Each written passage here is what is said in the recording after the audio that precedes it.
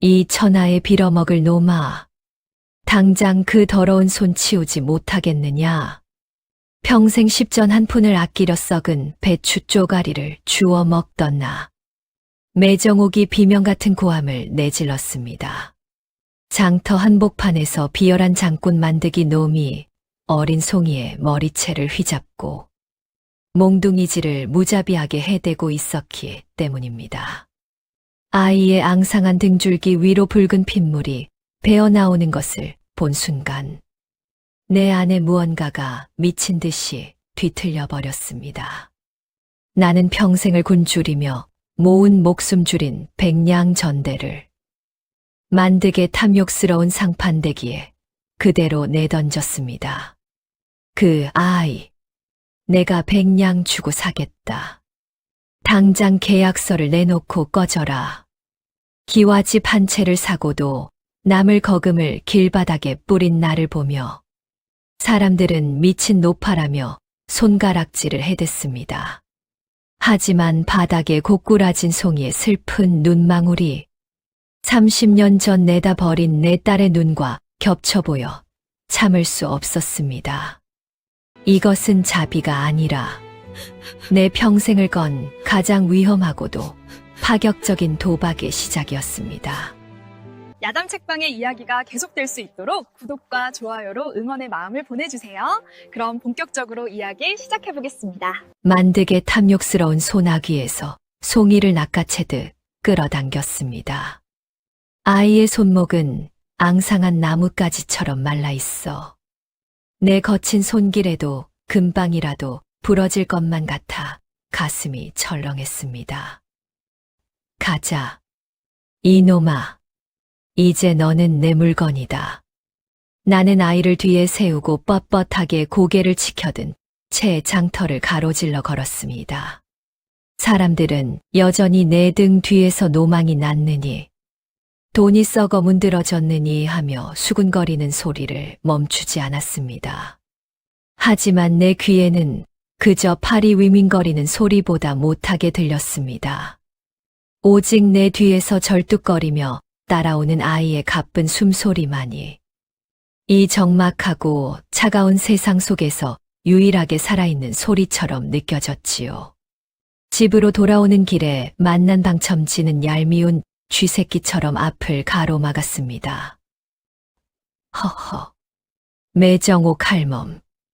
그 귀한 백냥을 저런 병든 강아지한테 쏟아붓다니. 참으로 배포가 크십니다, 그요. 방첨지의 비아냥거리는 눈빛 속에는 할멈의 재산을 어떻게든 빼앗아 보려는 음흉한 탐욕이 가득 차 있는 것을 나는 단번에 읽어낼 수 있었습니다. 나는 대꾸조차 하지 않고 그를 거세게 밀치며 걸음을 재촉했습니다. 마당에 들어서자마자 나는 송이를 어두컴컴한 방구석으로 밀어 넣었습니다. 여기서 한 발짝이라도 나갔다가는 그때는 정말 내 손에 죽을 줄 알아라. 알겠느냐? 아이는 겁에 질린 표정으로 그저 고개만 세차게 끄덕일 뿐이었습니다. 나는 아이를 방에 가두고 서둘러 부엌으로 나가 물을 끓이기 시작했습니다. 사실 백냥을 던져버린 탓에 당장 내일 아침에 끓여 먹을 쌀 한 톨이 아쉬운 처지였지요. 하지만 이상하게도 내 마음은 평생 느껴보지 못한 기묘한 안도감으로 가득했습니다. 평생을 돈을 지키기 위해 돌덩이처럼 굳어있던 내 심장이 아이의 눈물 한 방울에 조금씩 균열이 가기 시작한 것입니다. 아궁이에 불을 지피며 활활 타오르는 불길을 멍하니 바라보았습니다. 저 불길 속에 내 백냥이 타버린 것인지 아니면 내 평생의 외로움이 타버린 것인지 알 길이 없었습니다. 어느덧 어둠이 깊게 내려앉고 마을의 개 짖는 소리조차 잦아든 깊은 밤이 되었습니다. 송이는 고단했는지 구석에 웅크린 채 거친 숨을 내몰아 쉬며 잠이 들어 있었습니다. 나는 낡은 등잔불 아래서 아이의 해진 옷 사이로 드러난 상처들을 하나하나 닦아 주었습니다.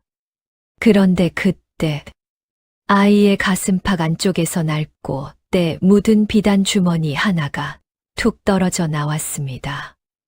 내 심장이 덜컥 내려앉으며 손끝이 파르르 떨리기 시작했습니다.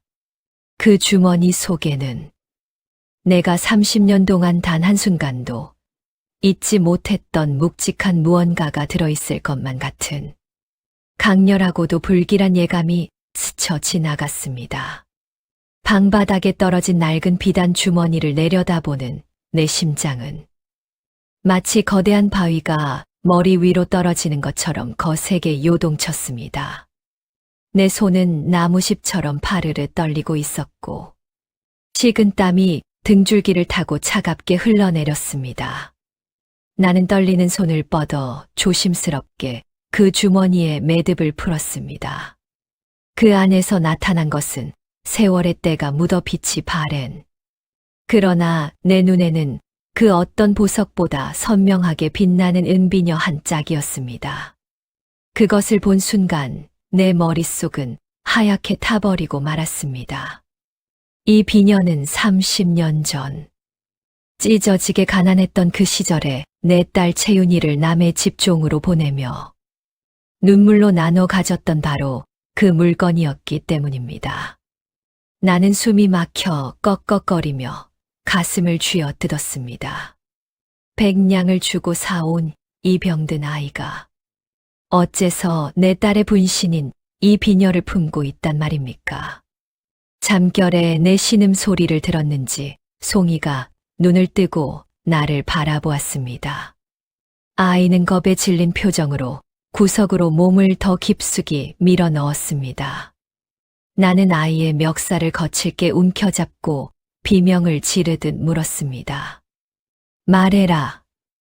이 비녀가 왜 내 놈 주머니에 있는 것이냐? 어디서 훔친 것이냐? 아니면 누구에게 받은 것이냐? 아이는 갑작스러운 내 광기에 몸을 벌벌 떨며 눈물을 쏟아냈습니다. 어머니가 돌아가시기 전에 주셨어요. 꼭 진도 할멈을 찾으라고. 아이의 입에서 나온 어머니라는 단어와 진도 할멈이라는 말에 나는 정신을 잃을 것 같은 충격을 받았습니다.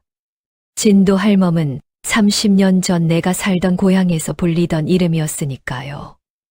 나는 아이를 바닥에 내팽개치고는 밖으로 뛰쳐나왔습니다.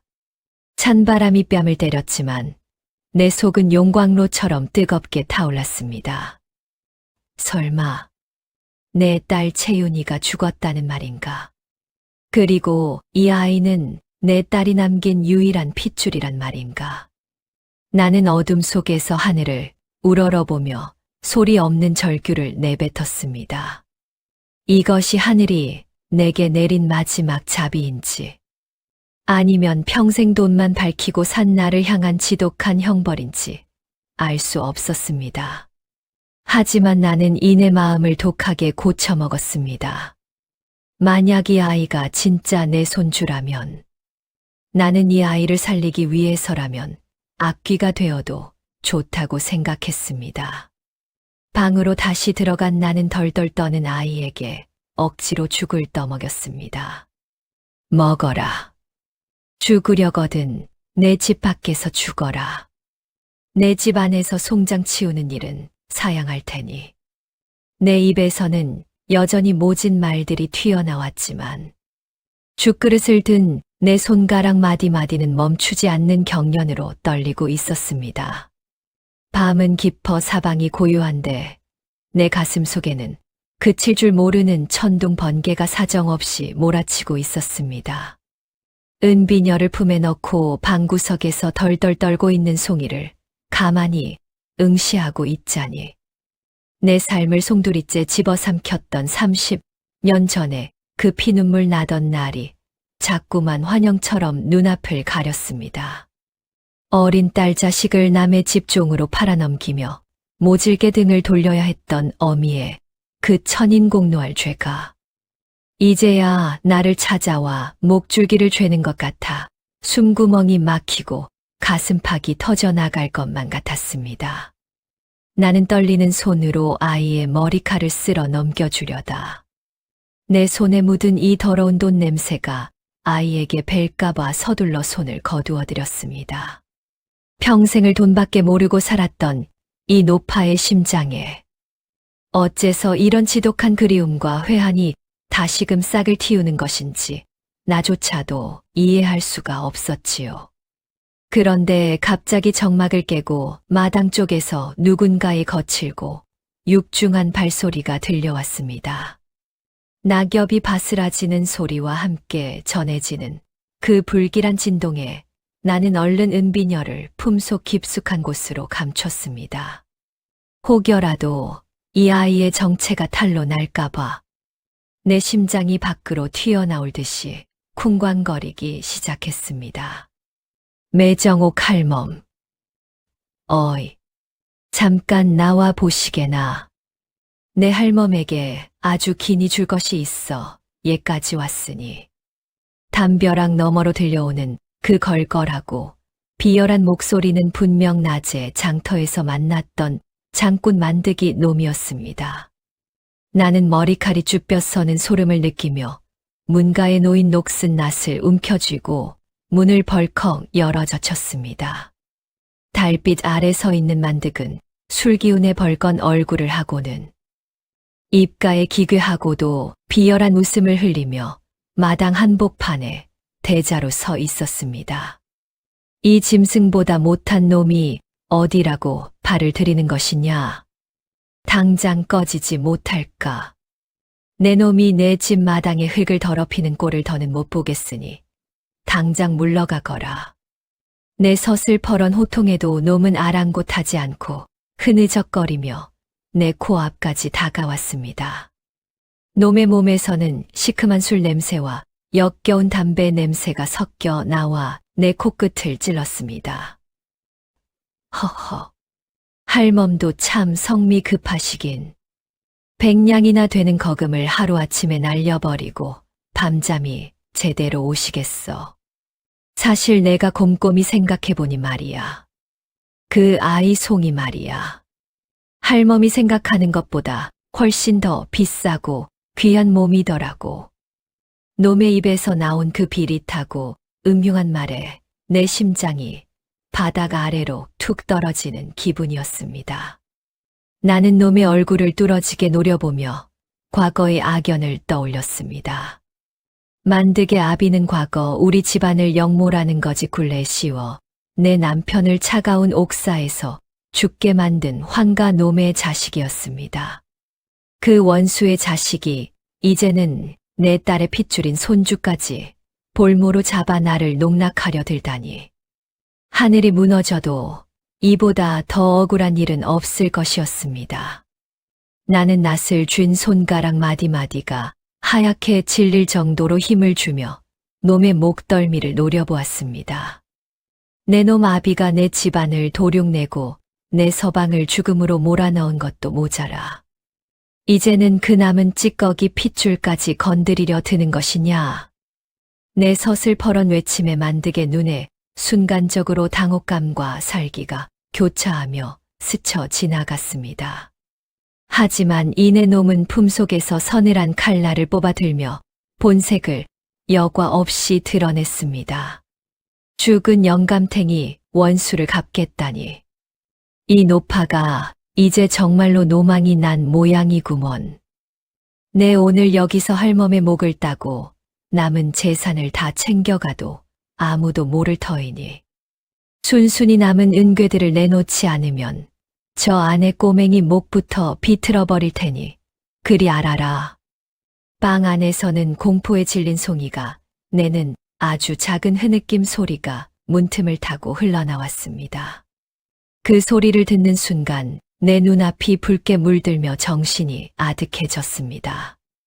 나는 아이를 지키기 위해 그리고 30년 전 지키지 못했던 내 딸 채윤의 한을 단 한 번이라도 풀기 위해 내 목숨을 걸기로 했습니다. 나는 낫을 휘두르며 놈에게 사납게 달려들었습니다. 팔다리가 후들거리는 늙은 노파의 몸이었지만 가슴 속 깊이 응어리진 30년의 분노는 나를 짐승처럼 민첩하고 독하게 만들었습니다. 만득은 예상치 못한 나의 공격에 뒷걸음질을 치며 당황한 기색이 역력했습니다. 이 미친 할멈이 정말 죽고 싶은 게냐. 놈의 칼날이 내 어깨 끝을 스치며 옷자락이 찢겨나갔지만 나는 아픔조차 느끼지 못했습니다. 오직 저 방 안에 숨어있는 어린 핏줄을 지켜야 한다는 일념만이 나를 지탱하고 있었지요. 우리의 격렬한 대치 소리에 마을의 개들이 일제히 짖어대기 시작했고 어둠 속에서 누군가의 은밀한 시선이 우리를 지켜보고 있는 것 같은 불길한 예감이 스며들었습니다. 그것은 필시 할멈의 재산을 호시탐탐 노리던 이웃들의 탐욕스러운 눈길일 것이 분명했습니다. 나는 숨을 헐떡이며 만득과 거리를 두었지만 내 손에 쥔 낫은 여전히 놈의 심장을 향해 서슬퍼런 빛을 내뿜고 있었습니다. 마당에서 만득과 버린 사투의 흔적이 채 가시기도 전에 나는 방 안으로 뛰어 들어가 문거리를 걸어 잠갔습니다. 거친 숨을 몰아쉬며 바닥에 주저앉은 내 눈에 아까 떨어뜨렸던 그 낡은 비단 주머니가 다시금 들어왔습니다. 만득의 위협보다 더 무서운 것은 내 손에 들린 이 작고 초라한 주머니 속에 숨겨진 진실이었습니다. 나는 아이가 깨어날까봐 숨을 죽인 채 조심스럽게 주머니의 입구를 벌려보았습니다. 그 안에서 나온 것은 세월의 풍파를 견디느라 빛바랜. 그러나 내 눈에는 그 어떤 보석보다 선명하게 빛나는 은비녀 한 짝이었습니다. 그것을 손에 쥐는 순간 나는 가슴을 짓누르는 거대한 바위에 깔린 듯 숨이 막혀왔습니다. 이 비녀는 30년 전 가난에 못 이겨 어린 딸 채윤이를 남의 집종으로 보내던 날 내가 울며 불며 아이의 머리에 꽂아 주었던 바로 그 물건이었습니다. 어머니, 꼭 데리러 오셔야 해요. 그때 아이가 했던 그 애절한 약속이 귓가를 때리며 나를 고통 속으로 밀어 넣었습니다. 나는 비녀를 가슴에 품고 소리 없이 오열했습니다. 어째서 이 비녀가 장터에서 매맞던 저 가여운 아이의 품에 있었단 말입니까? 내 딸 채윤이는 대체 어디에 있단 말이며 저 아이는 정녕 내 딸이 남긴 마지막 핏줄이란 말입니까? 나는 잠든 아이의 얼굴을 뚫어지게 쳐다보았습니다. 자세히 보니 아이의 눈매와 오뚝한 코가 어린 시절 내 딸의 모습과 너무나도 닮아 있었습니다. 나는 미친 듯이 아이의 어깨를 흔들어 깨웠습니다. 일어나거라. 어서 일어나서 말해보란 말이다. 잠결에 놀란 송이가 눈을 크게 뜨고 나를 바라보았습니다.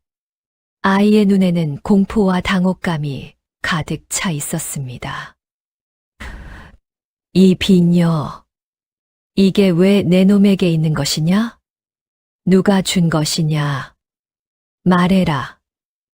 어서.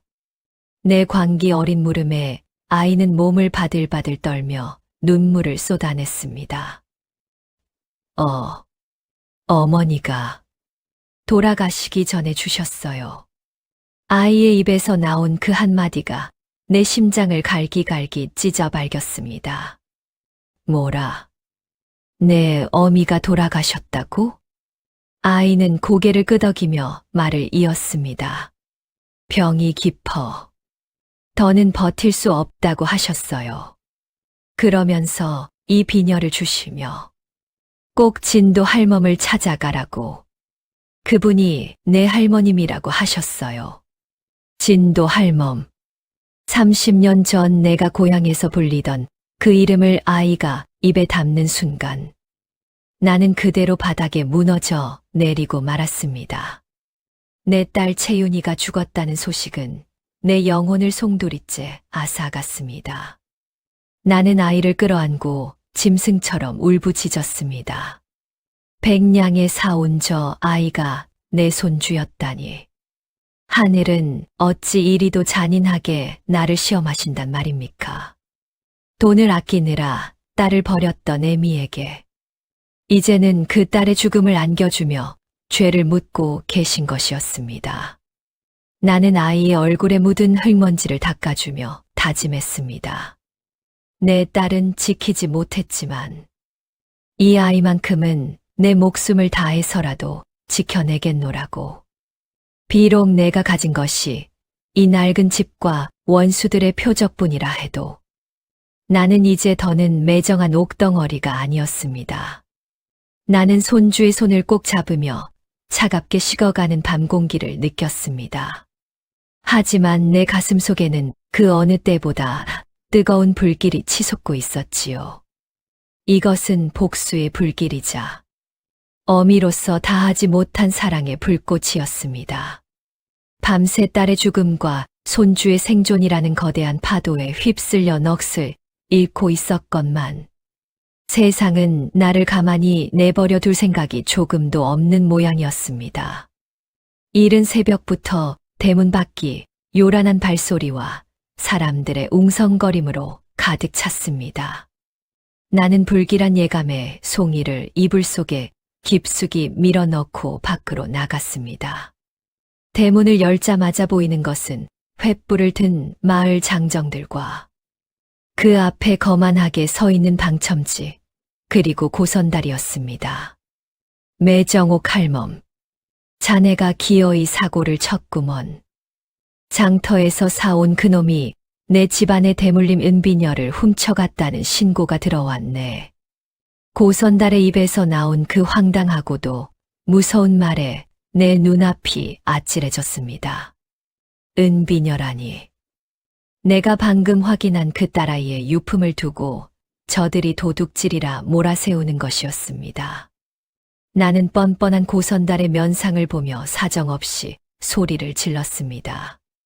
이 무슨 자다가 봉창 두드리는 소리냐? 내 돈 100냥 주고 사온 아이가 왜 내 놈의 비녀를 훔친단 말이냐? 당장 내 집 마당에서 발을 빼지 못할까? 하지만 고선달은 비열한 웃음을 지으며 장정들에게 손짓을 보냈습니다. 그들은 나를 밀쳐내고 방 안으로 들이닥쳐 잠들어 있던 송이를 거칠게 끌어내 마당 한복판에 내동댕이 쳤습니다. 이놈의 주머니를 뒤져라. 분명히 그 비녀가 있을 것이야. 송이는 겁에 질려 울음도 내뱉지 못한 채 사르르 몸을 떨고만 있었습니다. 나는 장정들을 막아서려 했지만 그들의 억센 힘에 밀려 차가운 흙바닥에 고꾸라지고 말았습니다. 장정 중 하나가 송이의 품에서 아까의 그 낡은 비단 주머니를 낚아챘습니다. 그리고는 그 안에서 은비녀를 꺼내 들고 고선달에게 바치는 것이었습니다. 여기 있습니다. 나으리. 과연 할멈이 숨겨둔 도둑놈이 맞군요. 마을 사람들은 일제히 혀를 차며 나를 향해 욕설과 모욕을 퍼부었습니다. 평생 돈밖에 모르더니 결국 도둑놈까지 사와서 마을 망신을 시키는구먼. 저 노망난 할멈을 당장 관가로 끌고 가야 해. 고선달은 은비녀를 흔들며 승리에 찬 표정으로 나를 내려다보았습니다. 사실 그 비녀는 고선달이 만듭과 짜고 미리 내 집에 흘려둔 가짜였을지도 모르나. 내 손에 있는 진짜 비녀와 똑같이 생긴 그 물건 때문에 나는 꼼짝없이 범죄자로 몰렸습니다. 나는 흙먼지를 뒤집어 쓴 채 무릎으로 기어가 고선달의 옷자락을 붙잡았습니다. 나으리, 제발 살려주십시오. 아이는 아무것도 모릅니다. 정말 제가 잘못했습니다. 평생 누구에게도 굽신거리지 않았던 내가 손주를 지키기 위해 길바닥에서 머리를 찌우며 자비를 구걸하고 있었습니다. 하지만 돌아오는 것은 고선달의 차가운 발길질과 사람들의 비웃음뿐이었습니다. 송이는 멍석마리를 당할 듯 밧줄에 묶여 관가로 끌려갈 채비를 마쳤습니다. 나는 내 평생 모은 재산보다, 내 목숨보다 소중한 핏줄이 내 눈앞에서 짓밟히는 것을 보며 피눈물을 흘렸습니다. 이것은 단순한 모함이 아니라 나를 파멸시키고 내 남은 재산을 통째로 삼키려는 저들의 지독한 음모였습니다. 나는 멀어지는 송이의 뒷모습을 보며 손톱이 빠지도록 바닥을 긁었습니다.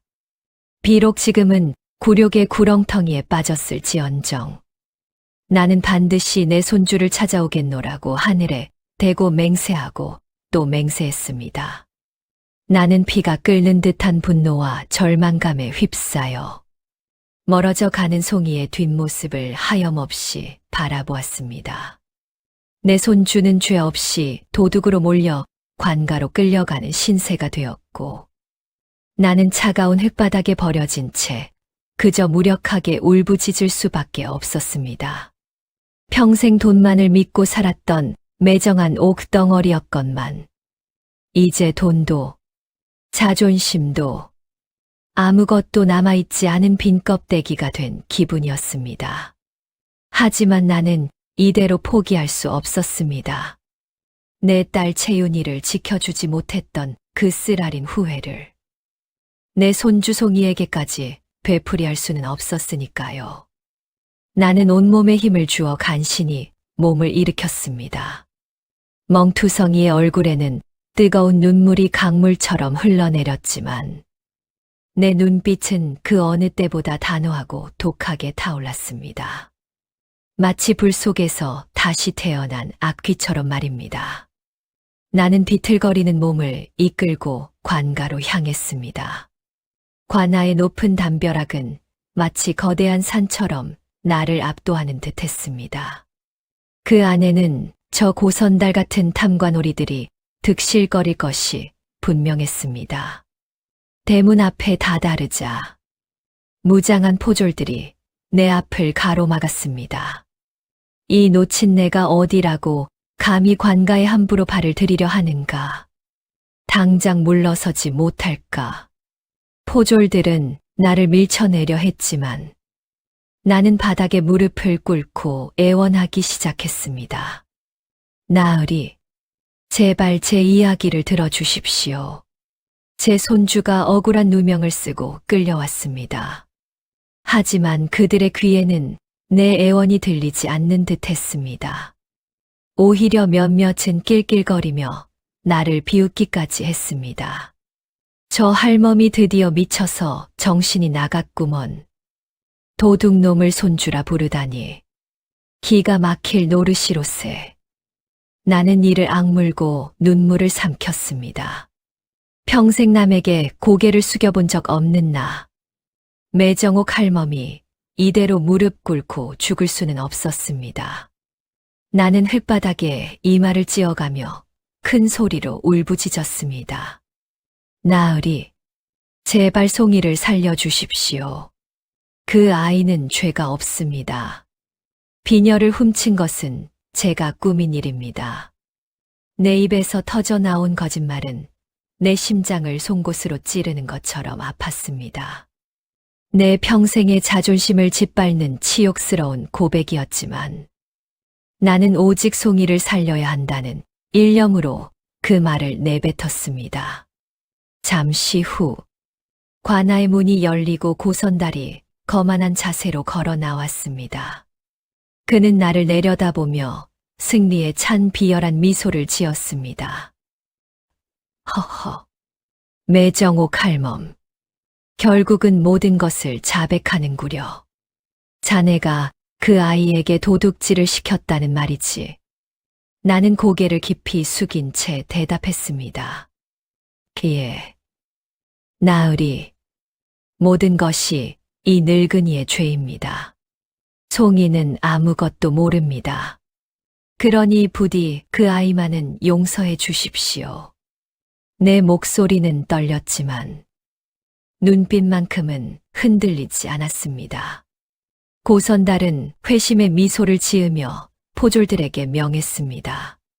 저 노친네를 당장 가두어라. 그리고 그 아이는 일단 풀어주도록 하라. 포졸들은 나를 거칠게 끌고 감옥으로 향했습니다. 차가운 돌벽에 갇힌 나는 온몸이 쑤시고 아팠지만 내 마음속에는 기묘한 평화가 찾아왔습니다. 비록 몸은 갇혔지만 내 손주송이가 풀려났다는 사실만으로도 나는 모든 고통을 감내할 수 있었습니다. 나는 차가운 바닥에 누워 천장을 응시했습니다. 어둠 속에서 나는 딸 채윤이의 얼굴과 송이의 해맑은 웃음소리를 떠올렸습니다. 이것이 어미로서, 할미로서 내가 할 수 있는 마지막 선택이었으니 이제 모든 것은 하늘의 뜻에 맡길 뿐이었습니다. 하지만 이대로 물러날 수는 없었습니다. 나는 감옥 안에서도 복수의 칼날을 갈고 또 갈았습니다. 고선달과 만득, 이 모든 것을 꾸민 원수들에게 반드시 죗값을 치르게 하겠노라고 다짐했습니다. 칠흑 같은 어둠 속에서 나는 조용히 다음 기회를 엿보았습니다. 이 굴욕과 치욕은 더 큰 복수를 위한 단단한 발판이 될 것이 분명했으니까요. 차가운 관가 감옥의 돌바닥 위에서 나는 며칠을 뜬 눈으로 지새웠습니다. 내 죄를 뒤집어 쓰고 손주송이를 살려보냈지만 내 가슴 속에 응어리진 딸 채윤이에 대한 그리움은 감옥의 어둠보다 더 깊게 나를 짓누르고 있었습니다. 송이가 말한 어머니가 돌아가셨다는 그 한마디가 자꾸만 귓가에 맴돌아 나는 숨이 막힐 듯한 고통에 밤마다 가슴을 쥐어뜯었습니다. 그런데 옥살이 사흘째 되던 날 밤, 옥사 안의 허름한 창살 사이로 달빛이 스며들 때쯤이었습니다. 송이를 데리고 나갔던 옥졸 하나가 슬그머니 다가와 내게 낡은 보따리 하나를 던져주었습니다. 할멈, 풀려난 그 아이가 전해주라고 하더군. 할멈이 없으면 자기는 살 수 없다며 관가 앞에서 하루 종일 울고 불고 난리도 아니었어. 나는 떨리는 손으로 보따리를 풀었습니다. 그 안에는 송이가 정성껏 싼 주먹밥 2덩이와 함께 구겨진 종이 한 장이 들어 있었습니다. 종이에는 삐뚤빼뚤한 글씨로 이런 내용이 적혀 있었습니다. 할머님, 어머니는 무덤에 계시지 않아요. 어머니는 저를 살리려고 스스로 관아의 노비로 가셨어요. 꼭 살아서 저를 찾아오겠다고 하셨어요. 글을 읽는 순간 내 심장은 멈추는 것만 같았고 눈앞이 번쩍이며 세상이 뒤집히는 충격을 받았습니다. 채윤이가 살아있다니. 내 딸이 죽은 것이 아니라 저 송이를 살리기 위해 스스로 지옥 같은 노역의 길을 택했단 말입니까? 나는 종이를 가슴에 품고 소리 없는 오열을 터뜨렸습니다.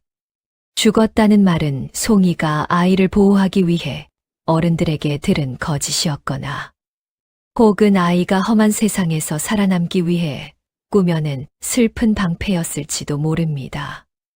나는 감옥 창살을 붙잡고 일어섰습니다. 이제 나에게는 죽을 권리조차 남아있지 않았습니다. 내 딸이 살아있다면, 어디선가 나를 원망하면서도 그리워하며 버티고 있다면, 나 또한 이 치욕을 견디고 나가서 반드시 딸을 만나야만 했습니다. 나는 다음 날 아침, 면회를 온 고선달을 향해 비굴할 정도로 고개를 숙였습니다. 나으리, 제가 잘못했습니다. 제 남은 재산을 모두 드릴 테니 부디 저를 여기서 나가게 해주십시오. 제가 찾아야 할 사람이 있습니다. 고선달은 내 말에 탐욕스러운 미소를 지으며 턱수염을 만져댔습니다. 허허, 매정옥 할멈이 이제야 정신을 차렸구먼. 전 재산을 내놓겠다니 그 진심이 가상해서라도 내 손을 써보지. 그는 이미 내 집문서와 남은 은괴들의 위치를 파악하고 있었을 것입니다. 나는 딸을 찾을 수 있다는 희망 하나로 평생을 모은 피땀 어린 재산을 그 악귀 같은 놈에게 내던지기로 결심했습니다. 돈이 없으면 사람 취급도 못 받는다며 돈을 신처럼 모시고 살았던 나였지만 이제야 비로소 깨달았습니다.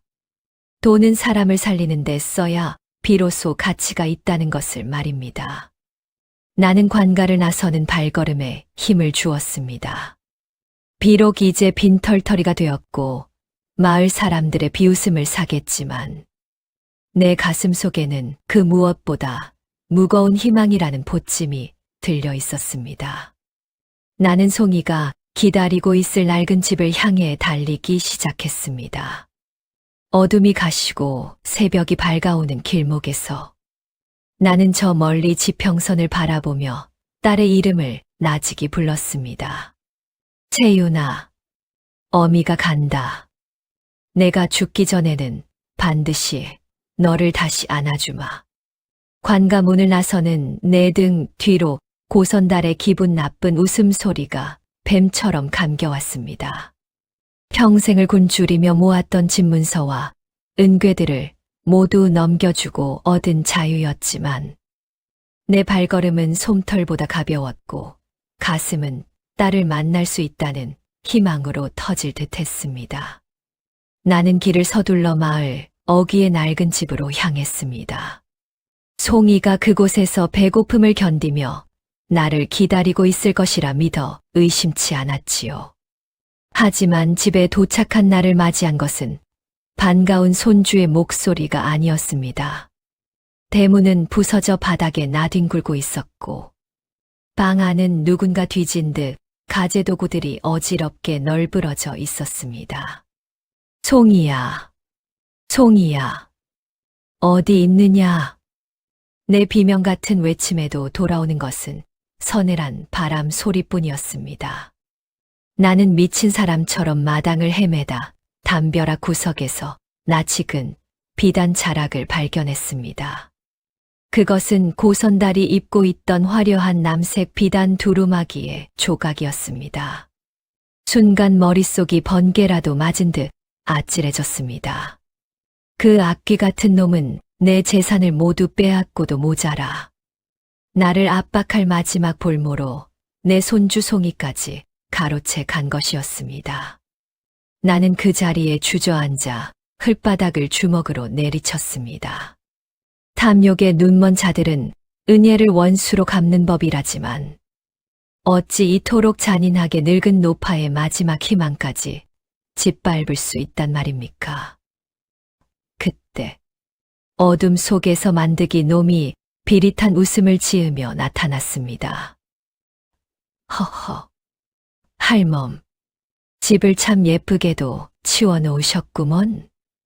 놈은 허리춤에 칼을 차고는 거만한 자세로 내 앞을 가로막았습니다. 나는 분노로 몸을 부르르 떨며 만득의 멱살을 잡으려 달려들었습니다. 이 짐승보다 못한 놈아, 내 손주를 어디로 빼돌렸느냐? 당장 말하지 못할까? 만득은 가볍게 나를 밀쳐내며 칼날을 내 코앞까지 들이밀었습니다. 쯧쯧. 성미 급하시긴. 고선달 나으리께서 할멈에게 전할 말이 있다고 하셨네. 내일 정오까지 마을 뒷산 호랑이 굴 앞까지 오라고 하시더군. 거기에 손주도 있고 할멈이 그토록 찾는 딸 채윤이에 대한 소식도 있을 것이야. 놈의 말은 명백한 함정이었습니다. 호랑이 굴은 마을 사람들이 근처에도 가지 않는 험준하고 위험한 곳이었지요. 하지만 나에게는 선택의 여지가 없었습니다. 내 핏줄들이 그들의 손에 인질로 잡혀 있는데 어찌 내 목숨 하나 아깝다고 뒷걸음질 칠 수 있겠습니까? 나는 밤새 녹슨 낫을 갈며 복수의 칼날을 세웠습니다.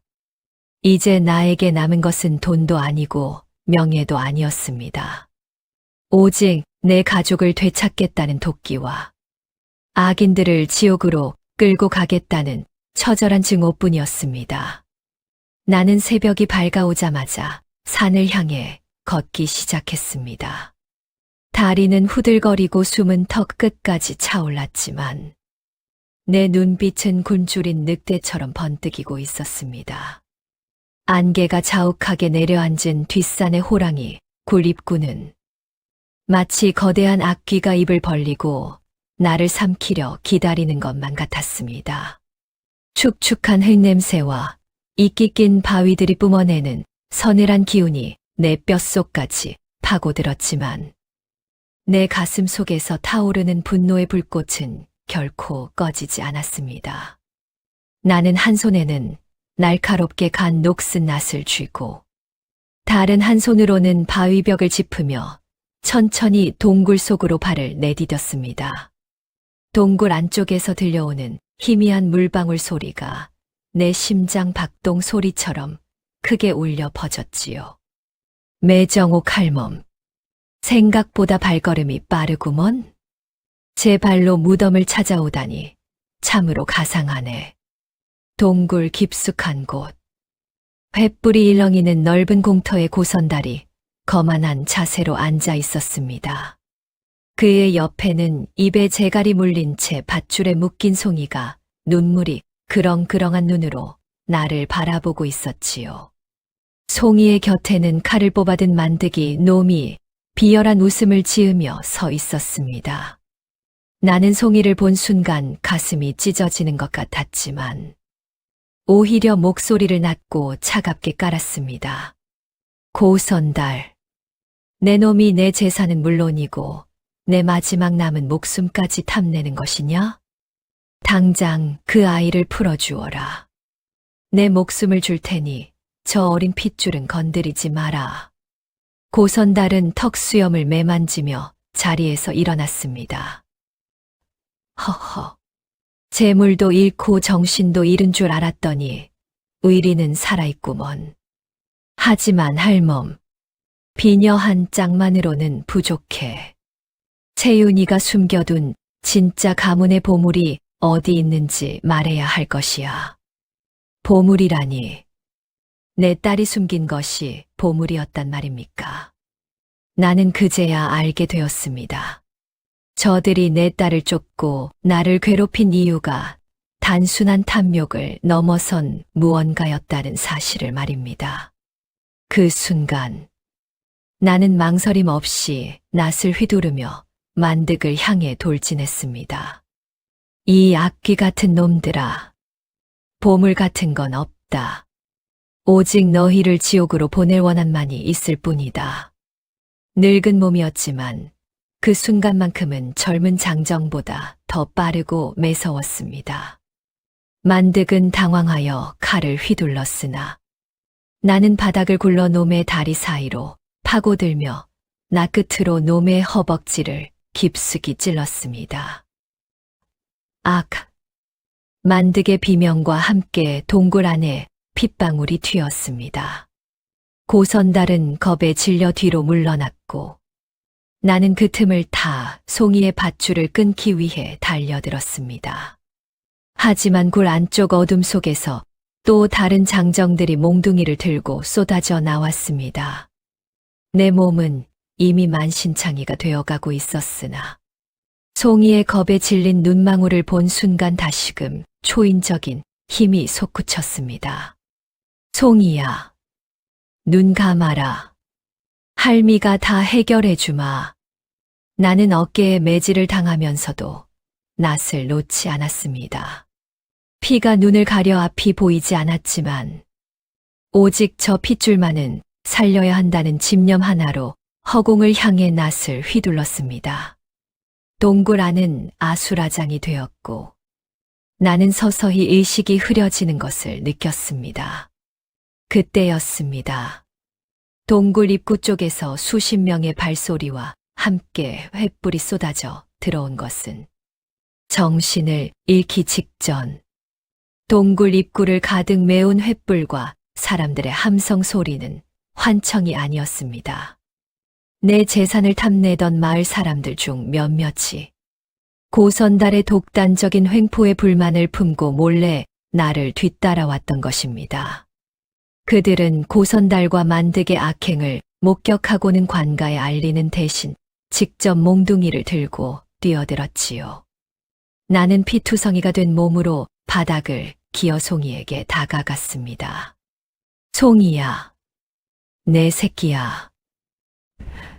무사하냐? 어디 다친 데는 없느냐?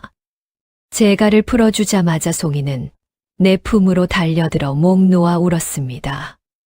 아이의 온기가 내 가슴에 닿는 순간 나는 비로소 내가 살아있음을, 그리고 이 아이를 지켜냈음을 실감하며 안도의 한숨을 내쉬었습니다. 고선달과 만득은 마을 사람들에게 포박당해 관가로 압송되었고 동굴 안은 다시금 고요해졌습니다. 나는 숨을 헐떡이며 품속에서 그 낡은 은비녀를 꺼내 들었습니다. 고선달이 그토록 찾던 보물이 대체 무엇인지, 왜 이 작은 비녀 한 짝에 내 딸과 손주의 목숨이 걸려 있었는지 확인해야만 했습니다.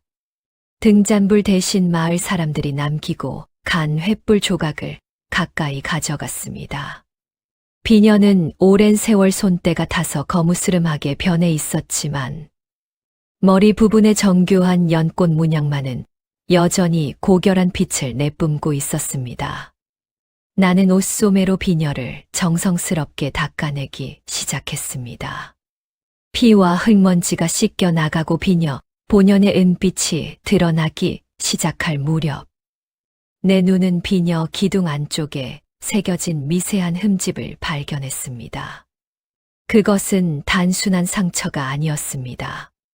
나는 눈을 가늘게 뜨고 비녀를 돌려가며 그 각인을 살폈습니다. 그곳에는 아주 작은 글씨로 정유이라는 글자와 함께 기묘한 산맥의 지도가 새겨져 있었습니다. 정유. 그것은 내 이름 매정옥의 마지막 글자이자 30년 전 딸 채윤이를 보낼 때 내가 직접 손톱으로 긁어 새겼던 징표였습니다. 그런데 그 옆의 지도는 내가 새긴 것이 아니었습니다. 그것은 내 남편이 영모로 몰리기 직전 가문의 명예와 안위를 지키기 위해 숨겨두었던 마지막 유산의 위치였던 것입니다. 남편은 죽기 전 어린 채윤이의 비녀 속에 이 지도를 각인해 두었고 고선달과 만득은 이 사실을 알고 비녀를 가로채려 그토록 혈안이 되었던 것이지요. 나는 비녀를 쥔 손을 부르르 떨며 하늘을 우러러 보았습니다. 내 남편은 죽어서도 딸을 지키려 이 지도를 남겼고 내 딸은 죽음의 문턱에서 이 지도를 내 손주에게 맡겨 나에게 보낸 것이었습니다. 이것은 단순히 금은보화가 묻힌 곳을 알려주는 지도가 아니었습니다. 그것은 우리 집안의 억울함을 풀고 원수들을 단죄할 수 있는 결정적인 증거가 숨겨진 장소였던 것입니다. 나는 송이의 손을 꼭 쥐며 다짐했습니다.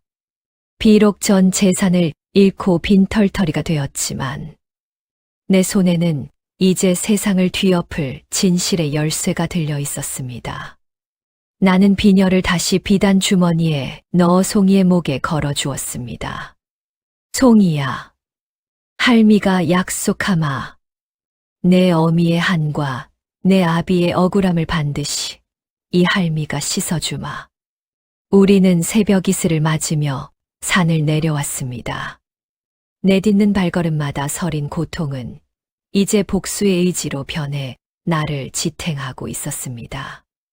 호랑이 굴의 사투에서 사선을 넘나들며 살아 돌아와 먼지 낀 낡은 초가집 문턱을 넘었을 때 나는 세상 모든 것을 다 가진 듯한 기묘한 평온함을 잠시나마 느꼈습니다. 비록 내 평생의 피땀이었던 전 재산은 고선달의 탐욕스러운 소나귀에 넘어가 버렸고 한때 가득 찼던 곳가는 텅텅 비어 쥐새끼 한 마리조차 얼씬거리지 않는 처참한 신세였지만 말이오.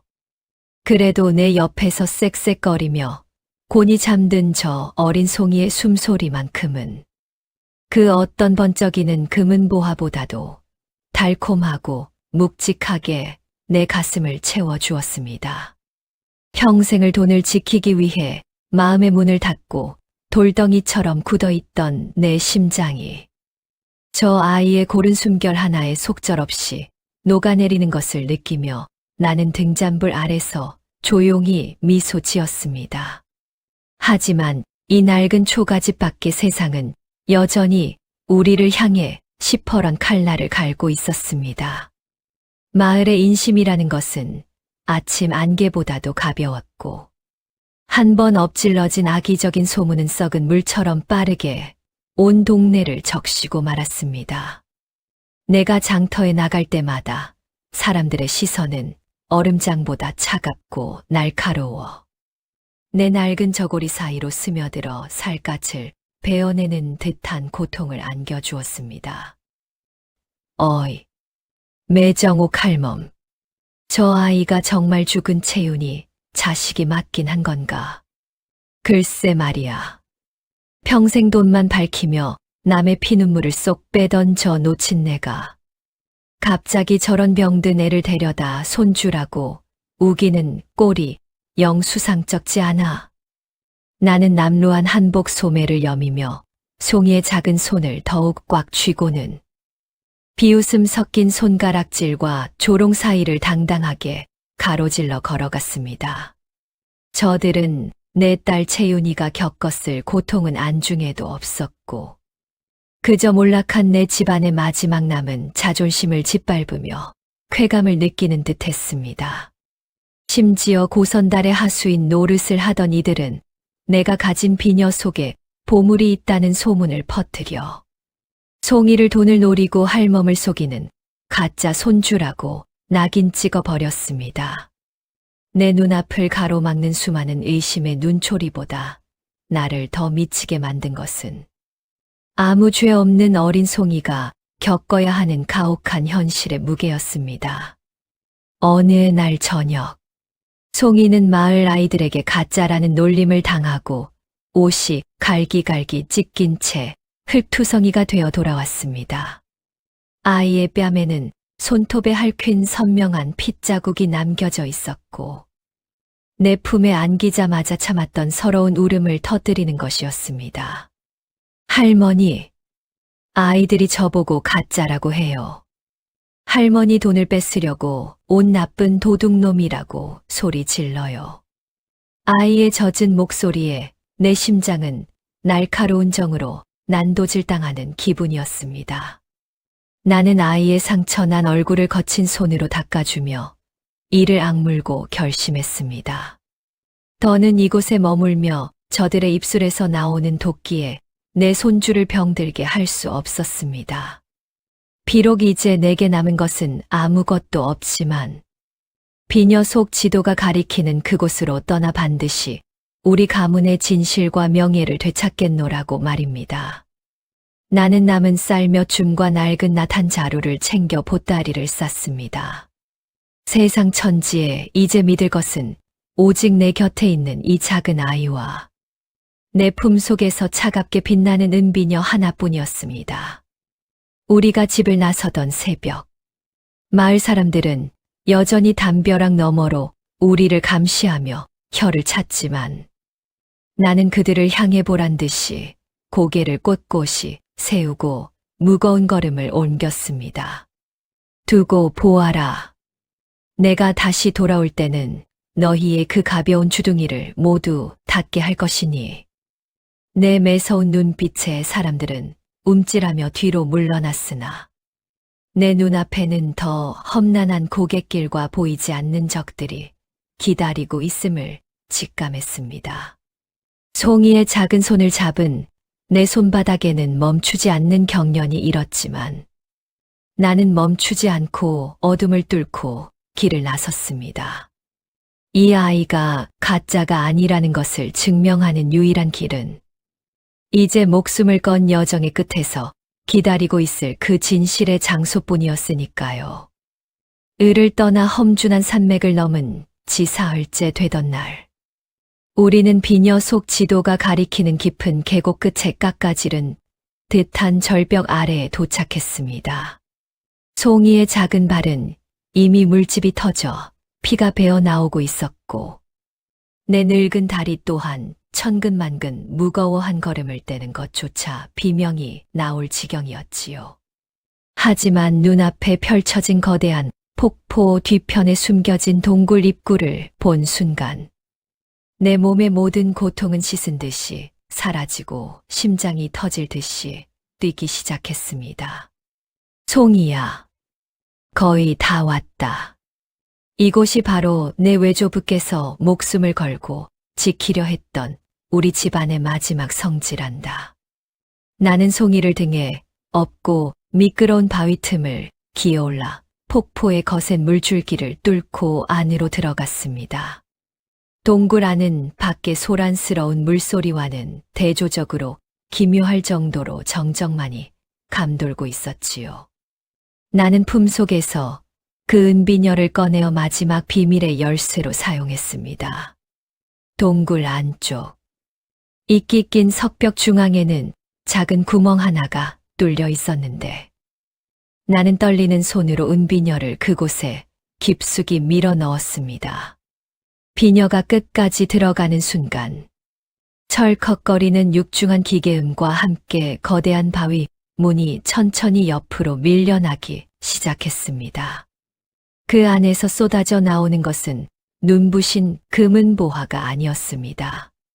그곳에는 낡은 괴짝 하나와 수많은 서책, 그리고 우리 집안의 억울한 영모 혐의를 단번에 씻어줄 국왕의 밀서가 고스란히 보관되어 있었지요.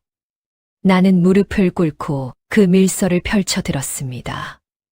밀서에는 내 남편이 영모를 꾀한 것이 아니라 오히려 고선달의 아비와 환가 놈들이 저질렀던 대규모 횡령과 반역 음모를 고발하려다 누명을 쓴 진실이 적혀 있었습니다.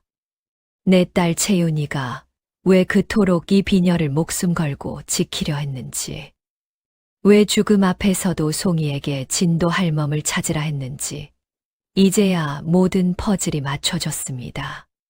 나는 밀서를 가슴에 안고 목 놓아 울부짖었습니다. 30년 전 가난과 멸시 속에 딸을 내다 버리고 돈에 미쳐 살았던 내 무지함이 너무나도 원망스러웠습니다. 만약 내가 조금만 더 남편을 믿었더라면, 조금만 더 용기를 냈더라면 내 딸이 그토록 비참하게 떠나지는 않았을 텐데 말이오. 옆에서 지켜보던 송이가 내 눈물을 닦아주며 작고 따뜻한 손으로 내 어깨를 다독였습니다. 할머니, 울지 마세요. 이제 어머니의 한을 풀 수 있잖아요. 아이의 그 맑은 눈망울을 보니 비로소 내 가슴속을 옥죄던 죄책감의 사슬이 풀려나가는 기분이었습니다. 나는 괴짝 속에 든 유산들보다 내 손주 송이가 내 곁에 살아있다는 사실이 훨씬 더 큰 축복임을 깨달았습니다. 비녀는 단순히 지도가 아니라 끊어졌던 우리 가문의 핏줄과 명예를 다시 이어주는 운명의 끈이었던 것입니다. 나는 유산들을 정갈하게 정리하여 보따리에 싸고 밀서는 품속 가장 깊은 곳에 갈무리했습니다. 이제 남은 것은 한양으로 올라가 이 진실을 만천하에 알리고 고선달과 그 일당들에게 피눈물 나는 대가를 치르게 하는 것뿐이었습니다. 나는 동굴을 나서며 다시 한번 비녀를 송이의 머리에 정성껏 꽂아 주었습니다. 가자. 송이야. 이제 우리가 누구인지, 우리 집안이 얼마나 고결했는지 세상 사람들에게 똑똑히 보여주자꾸나. 나를 비웃던 마을 사람들의 얼굴과 내 딸을 사지로 몰았던 악인들의 잔상이 눈앞을 스쳐 지나갔지만 두렵지 않았습니다. 내 손엔 이제 죽은 남편과 딸이 남긴 가장 강력한 무기가 들려 있었으니까요. 밀서를 가슴에 품고 한양 땅을 밟았을 때 내 앞을 가로막는 것은 고관대작들의 높은 담벼락도 나를 비웃던 세상의 차가운 시선도 아니었습니다. 오직 내 딸 채윤이의 억울한 죽음과 내 남편의 짓밟힌 명예를 되찾아야 한다는 서슬퍼런 집념만이 내 온몸을 감싸고 있었지요. 나는 송이의 손을 잡고 형조 판서의 집 앞으로 향했습니다. 그곳에는 이미 내 재산을 가로채고 떵떵거리며 살고 있던 고선달과 황가 일당들이 권력의 비호 아래 모여 있었습니다. 그들은 누더기를 걸친 나를 보며 가소롭다는 듯 비웃음을 흘렸지만 나는 말없이 품속에서 그 빛바랜 밀서를 꺼내어 높이 지켜들었습니다.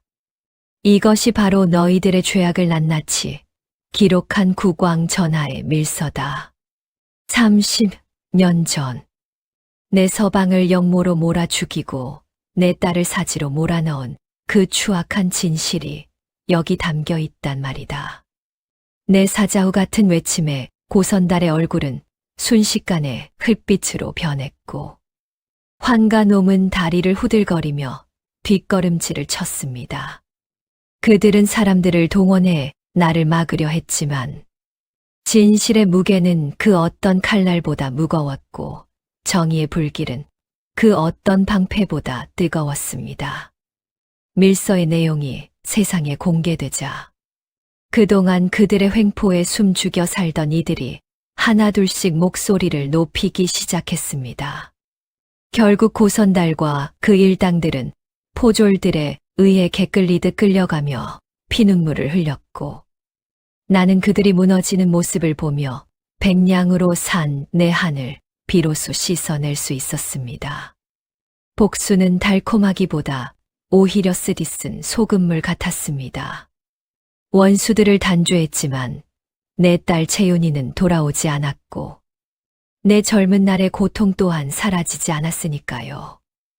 나는 형장으로 끌려가는 고선달의 뒷모습을 보며 평생 나를 괴롭혔던 탐욕의 굴레를 스스로 벗어던졌습니다. 돈이 있으면 남 부러울 것 없이 살 줄 알았으나 결국 내게 남은 진정한 재산은 이 낡은 밀서와 내 곁을 지켜준 송이뿐이었습니다. 나는 남은 재산들을 가난한 이들에게 모두 나누어 주고 송이의 손을 잡고 다시 고향으로 향하는 길을 택했습니다. 내 딸이 잠든 그곳, 그리고 우리가 처음 만났던 그 장터가 있는 고향 땅에서 이제는 사람답게 살아가고 싶었습니다. 송이는 내 손을 꼭 쥐며 환하게 웃어 보였고 그 미소 속에서 나는 비로소 채윤이의 용서를 보았습니다. 백냥으로 시작된 이 기묘한 인연이 결국 우리 가문을 살리고 내 영혼을 구원하는 위대한 여정이 되었음을 나는 깨달았습니다.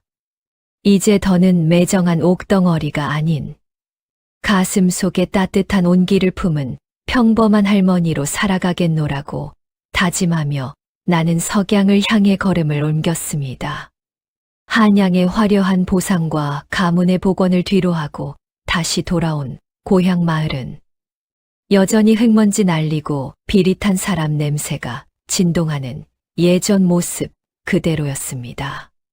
하지만 그곳을 바라보는 내 마음만은 30년 전과는 비교할 수 없을 만큼 맑고 투명해져 있었지요. 나는 임금이 하사한 보상금의 대부분을 마을의 가난한 이들과 억울한 사연을 가진 이들을 위해 내놓았습니다. 평생을 십전 한 푼에 벌벌 떨며 남의 가슴에 못을 박았던 지난날에 내 과오를 씻어내기 위한 첫걸음이었습니다. 마을 사람들은 처음엔 의심의 눈초리로 나를 바라보았으나 내가 진심으로 고개를 숙이고 사죄하며 손을 내밀자 하나둘 마음의 문을 열기 시작했습니다. 나를 매정한 옥덩어리라 부르던 이들은 이제 나를 자애로운 옥할머니라 부르며 따뜻한 감자 한 알이라도 건네주곤 했습니다. 나는 송이와 함께 예전의 그 낡은 초가집을 정갈하게 수리하여 자그마한 터전을 잡았습니다. 비록 예전처럼 곳간에 은괴가 쌓여 있지는 않았지만 매일 아침 송이가 마당을 쓸며 내는 빗자루 소리와 부엌에서 풍겨나오는 구수한 된장찌개 냄새가 집안을 가득 채웠지요. 그 소박한 일상이 내게는 그 어떤 금은보화보다도 귀하고 소중한 보물이었습니다. 나는 송이에게 그를 가르치고 가문의 올바른 정신을 심어주며 아이가 다시는 돈 때문에 사람의 도리를 저버리는 괴물이 되지 않도록 정성을 다했습니다. 어느 추운 겨울날, 장터에서 구걸하던 어린아이들을 데려와 따뜻한 밥 한 끼를 먹이며 나는 비로소 깨달았습니다. 사람의 온기라는 것이 이토록 무겁고도 따뜻한 것임을. 그리고 그 온기를 나누는 것이야말로 진정한 부자의 삶이라는 것을 말이오. 내 손등의 주름은 깊어지고 머리는 백발이 되었지만 내 가슴 속은 그 어느 때보다 뜨거운 생명력으로 요동치고 있었습니다. 송이는 어느덧 늠름한 소년으로 성장하여 내 곁을 지키는 든든한 버팀목이 되어 주었지요. 나는 가끔 품속의 은비녀를 꺼내어 보며 죽은 채윤이에게 말을 걸곤 했습니다. 채윤아, 내가 남긴 이 아이가 이제 내 삶의 등불이 되었단다. 어미의 죄를 용서하고 부디 그곳에서는 편히 쉬거라. 비녀의 은빛은 세월 속에 조금 바랬지만 그 속에 담긴 우리 가문의 사랑과 희생의 정신은 더욱 찬란하게 빛나고 있었습니다. 나는 이제 더는 내일의 가난을 두려워하지 않습니다.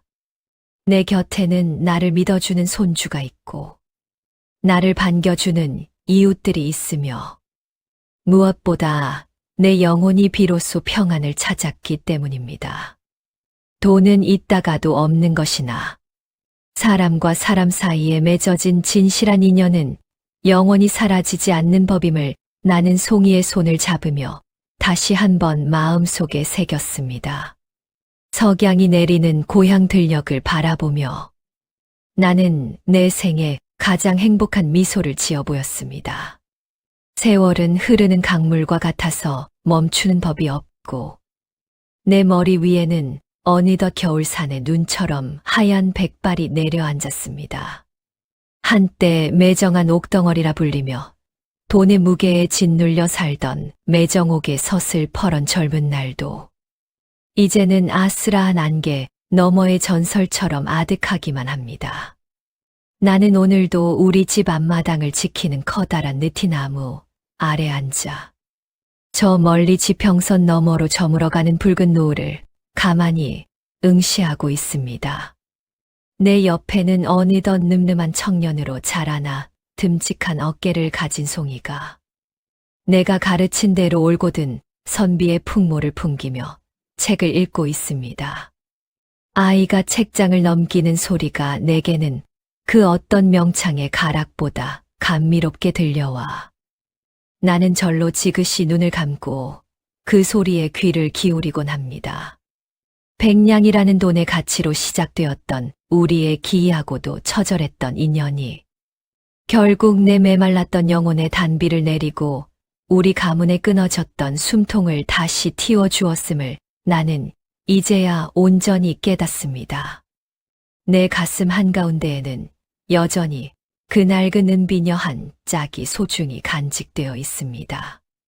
비녀의 은빛은 세월 속의 빛이 바래고 무뎌졌으나 그 속에 담긴 내 딸 채윤이의 간절한 사랑과 내 남편의 억울한 충정은 시간이 흐를수록 더욱 선명하게 빛나고 있습니다. 나는 가끔 송이의 손을 잡고 채윤이가 잠든 뒷산의 아늑한 양지 바른 곳을 찾곤 합니다. 그곳에는 이제 화려한 무덤 대신 이름 모를 산꽃들이 흐드러지게 피어나 내 딸의 넋을 달래주고 있지요. 나는 비녀를 꺼내어 풀입해 맺힌 이슬로 정성껏 닦으며 들리지 않는 목소리로 딸에게 안부를 묻습니다. 채윤아, 내가 남긴 저 송이가 이제 세상의 빛이 되어 자라났단다. 어미의 탐욕 때문에 내가 겪었던 그 모진 세월을 이제는 용서하고 하늘에서 편히 쉬고 있느냐? 바람결에 흔들리는 꽃이 피 마치 내 딸의 대답인 듯 내 뺨을 부드럽게 스치고 지나갑니다.